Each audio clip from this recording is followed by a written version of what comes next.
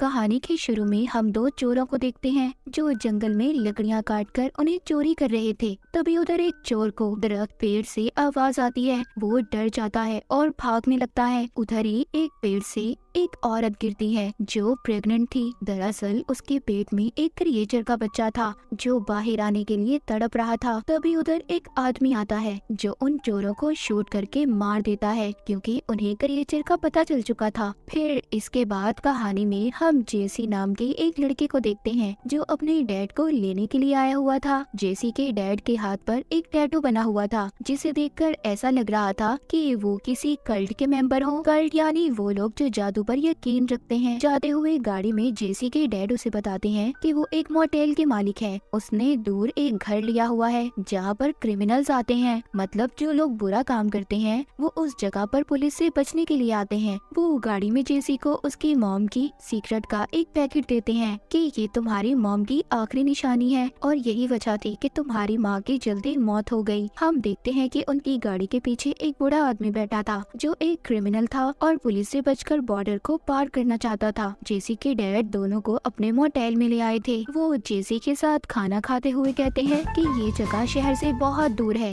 यहाँ पर हमारे डेबिट क्रेडिट कार्ड्स कुछ काम के नहीं है और यहाँ पर अक्सर खाने की भी तंगी हो जाती है। जो बूढ़ा आदमी इनके साथ आया हुआ था वो जेसी के डैड से कहता है कि मुझे कमरा दिखा दे, मैं आराम करना चाहता हूँ। दरअसल इसे एक लड़की एंजली ने भेजा था जो जेसी के डैड के साथ मिलकर काम किया करती थी। इस काम के जेसी के डैड उसे पैसे दिया करते थे। मोटेल में बूढ़ा आदमी जेसी के डैड से अपने कमरे में जाने का कहता है और ये भी कहता है कि अगर उसे रहने का कमरा न दिया गया तो वो अपने पैसे वापस ले लेगा। मगर जेसी के डैड कहते हैं थोड़ा इंतजार करो। फिर ये दोनों को मोटेल के बेसमेंट में लेकर जाते हैं जहाँ पर ये एक पूल और छत पर बनी हुई कुछ तस्वीरें देखते हैं। जेसी काफी हैरान था। अब जेसी के डैड कहते हैं कि तुम उस आदमी से कपड़े उतारने का कहो तभी वो कमरे में जा सकता है। जेसी काफी हैरान होता है कि उसके डैड ऐसा क्यों कह रहे हैं। उनके कहने पर उस आदमी ने कपड़े उतार दिए थे। जेसी के डैड उसकी तस्वीर भी बनाते हैं पर वो आदमी थोड़ा परेशान था।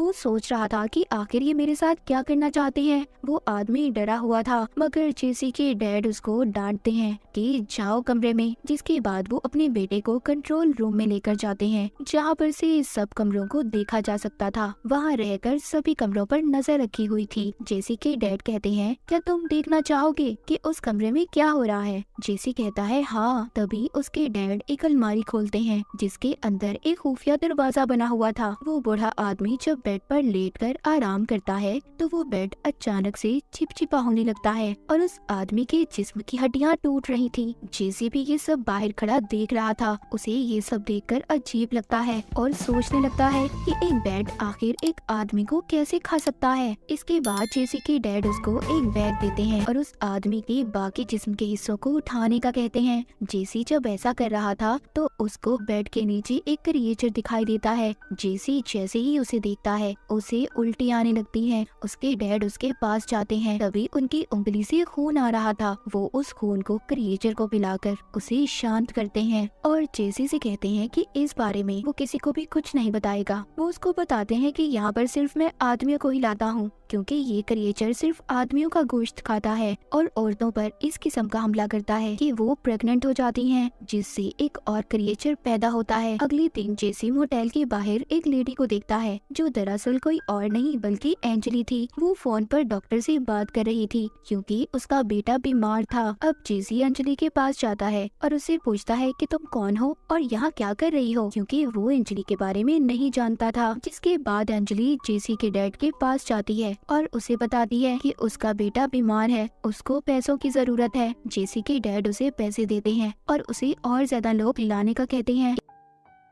एक दिन जेसी के डैड और वो एक रास्ते पर जा रहे थे जहाँ से सभी बॉर्डर को पार करके आगे जाया करते थे। जेसी के डैड रास्ते पर एक ट्रैप लगा देते हैं, एक ऐसा जाल बिछाते हैं जिससे आने वाले लोगों की गाड़ियाँ पंचर होंगी और लोग फिर पनाह लेने इनके मोटेल में आएंगे और ये बड़े ही आराम से उस क्रिएचर को लोगों को खिला सकेगा। वापस जाते हुए जेसी अपने डैड से कहता है आप इतने बुरे कैसे हो सकते हो, आपने कैसे उस बूढ़े आदमी को उस क्रिएचर के हवाले कर दिया। उधर ही जेसी के डैड उससे कहते हैं कि मैं चाहता हूँ मेरे बाद तुम मेरे काम को संभालो। वो उसको चाबियाँ भी देते हैं। इन्हीं बातों के दौरान जेसी की गाड़ी का एक्सीडेंट हो जाता है। वो जब होश में आकर अपने डैड को देखता है तो उसके डैड मर चुके थे, उनकी मौत हो गई थी। उसके डैड मरने के बाद एक पेड़ में बदल जाते हैं। वो डर जाता है और गाड़ी से बाहर आता है। रास्ते में वो एक जाती हुई गाड़ी को रोककर उनसे मदद मांगने लगता है। उस गाड़ी में एक कपल था, मगर वो उसकी मदद करने के लिए तैयार हो गए थे। जेसी अब उनको अपने मोटेल ले आया था, जहाँ पर एंजली उसका इलाज करती है और उससे कहती है कि मैं 3 क्रिमिनल्स को अपने साथ लाई हूँ जिसके मुझे पैसे चाहिए। जेसी उससे कहता है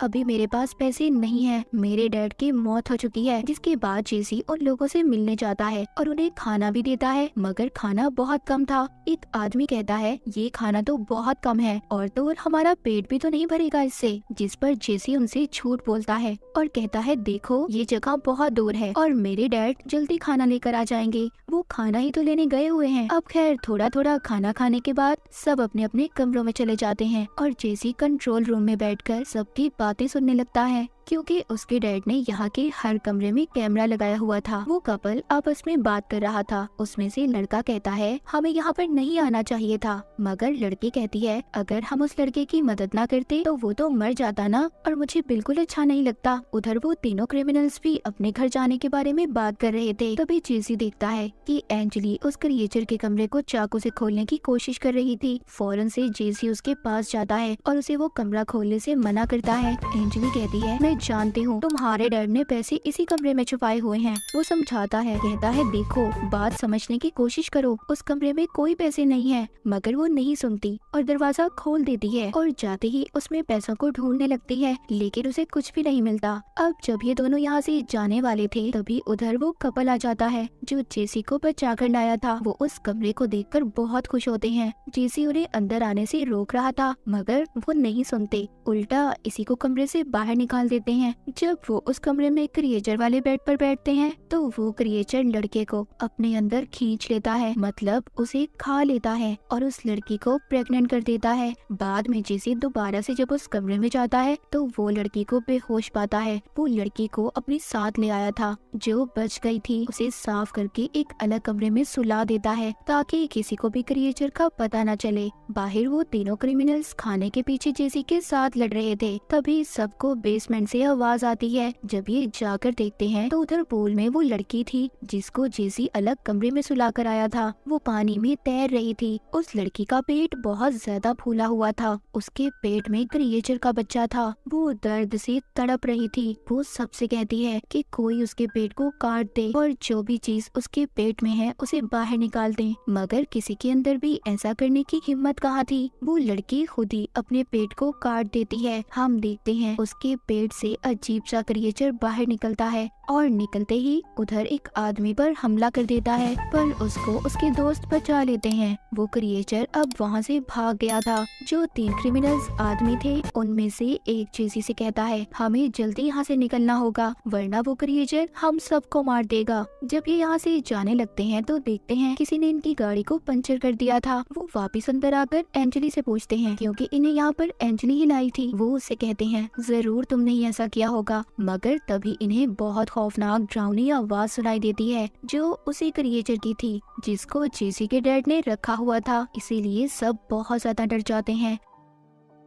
तभी यहाँ पर एंजली सबको बताती है कि जेसी के डैड ने मुझे ये जॉब दी थी कि मैं यहाँ पर लोगों को लाऊंगी, जिसके लिए वो मुझे पैसे देते थे, पर अब मुझे लगता है कि इसके डैड ने यहाँ पर बहुत सारे पैसे छुपाए हुए हैं। जेसी कहता है ठीक है तुम सब जगह को चेक कर सकते हो। जेसी उन्हें अपने साथ ले जाता है। उधर कमरे में बाकी 2 क्रिमिनल्स रुककर उस लड़की का ख्याल रख रहे थे जिसके पेट से क्रिएचर बाहर आया था। इस वक्त वो बेहोश थी। तभी उनमें से एक आदमी को दीवार की दरार में से आवाज आती है। जब ये अपना लाइटर जलाकर देखता है तभी उस आदमी के लाइटर से आग लग जाती है। उस दीवार में क्रिएचर की जड़ें थी जिस वजह से वो क्रिएचर जोर जोर से चीखने लगता है और उस आदमी को मार देता है। फिर छोटा क्रिएचर दूसरे आदमी को भी मार देता है। जब जेसी, एंजली और तीसरा क्रिमिनल आदमी जो इनके साथ था वो आते हैं तो वो उस लड़की से पूछते हैं जिसका वो ख्याल रख रहे थे कि आखिर इधर हुआ क्या था। वो बताती है कि क्रिएचर ने सबको मार दिया। तभी उधर एंजली उस छोटे क्रिएचर को को देखती है और उसे गोद में उठा लेती है। कहती है ये तो बहुत मासूम है,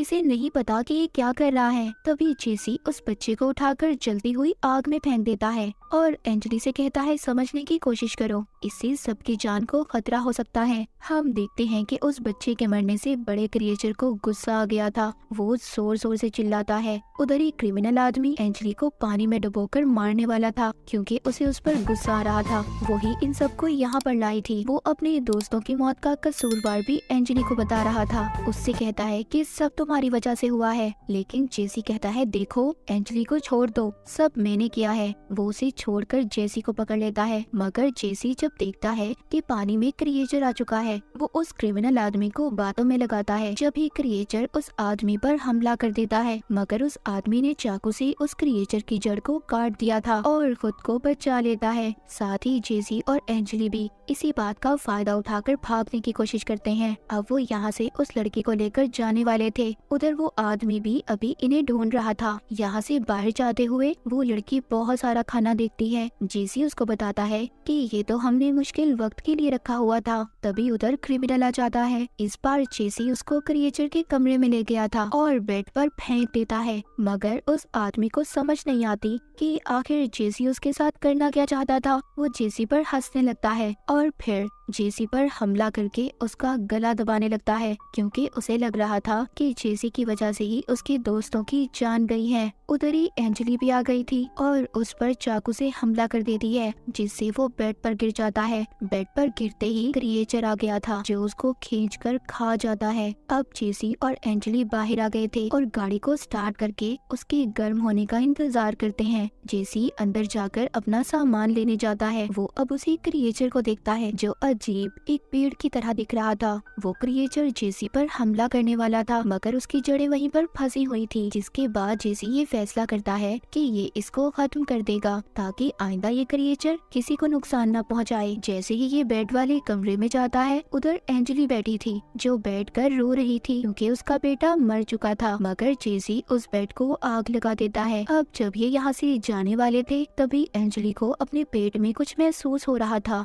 क्योंकि जब ये उस बेड पर बैठी थी तो क्रिएचर ने इस पर भी हमला करके इसे प्रेग्नेंट कर दिया था। एंजली दूर जाकर अपने पेट को काट कर उस क्रिएचर के बच्चे को बाहर निकाल देती है। जेसी जब उस बच्चे को मारने लगता है तो एंजली उसको मना करती है। वो बच्चा भी वहाँ से भाग गया था। वो लड़की जो जेसी के साथ थी वो अकेले गाड़ी लेकर भागने की कोशिश कर रही थी। तभी गाड़ी रुक जाती है। हम देखते हैं कि उसके जिस्म से जड़ें बाहर आ रही थी। वो लड़की भी मर जाती है। उधर एंजली भी मर जाती है। जेसी उसे पकड़कर बहुत रोता है। जब ये इस जगह से जा रहा था तभी ये एक पेड़ में अपने डैड की शक्ल देखता है। इसे ऐसा लग रहा था कि जैसे इसके डैड की लाश इसमें हो। वो उनसे सॉरी कहता है सॉरी डैड कि मेरी वजह से आपकी मौत हो गई। जाते हुए वो अपनी मॉम के ख्यालों को भी देख रहा था और चला जाता है। हमने कहानी के शुरू में देखा था कि क्रिएचर जिसको भी मारता था उसको पेड़ दरख्त में बदल देता था, और जो औरत शुरू में मरी थी वो जेसी की मॉम थी, और जिस आदमी ने चोरों को मारा था वो जेसी के डैड थे। और उस क्रिएचर को अपना बेटा मानकर उसे अपने साथ मोटेल में रख लिया था ताकि जो भी इनके मोटेल में आए वो उस क्रिएचर को खिलाकर उसका पेट भर सके। मगर इस बात को कोई भी नहीं जानता था कि ये क्रिएचर आखिर आया कहाँ से था। और इसी के साथ ये मूवी यहीं पर खत्म हो जाती है।